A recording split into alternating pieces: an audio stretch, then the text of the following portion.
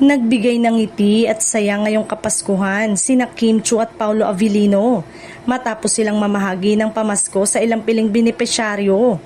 Simple ngunit puno ng malasakit ang naging pagbabahagi ng dalawa mula sa gift packs hanggang sa cash remittance na lalong nagpainit sa puso ng mga nakatanggap. Hindi pa dedalyado ang isinapubliko at kapansin-pansin na personal ang naging pag-abot ni Kim at Paulo ng tulong. Makikita sa ilang larawang kumalat online ang kanilang pakikipag-usap at pakikipagkulitan sa mga pamilya. Bagay na ikinatuwa ng netizen na matagal nang humahanga sa kanilang pagiging grounded at mapagkumbaba. Para sa mga fans, hindi na rin nakapagtataka ang ganitong gawain ni Kim at Paulo.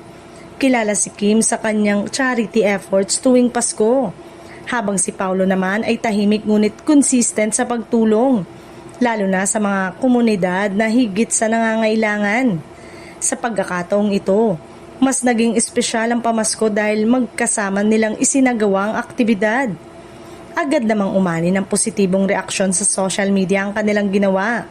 Marami ang nagpahayag ng papuri at pasasalamat, at may ilan ding fans na kinilig sa chemistry ng dalawa. Lalo na't bihira silang makitang magkasama sa ganitong uri ng aktibidad sa labas ng trabaho. Sa huli, pinatunayan ni Kim at Paulo na ang tunay na diwa ng Pasko ay ang pagbabahagi at malasakit sa kapwa. Hindi mang grande, ang simpleng pamasko na kanilang ibinahagi ay nag-iwan ng malaking impact. Isang paalala na ang kabutihan ay mas lalong nagiging makahulugan kapag ibinibigay mula sa puso.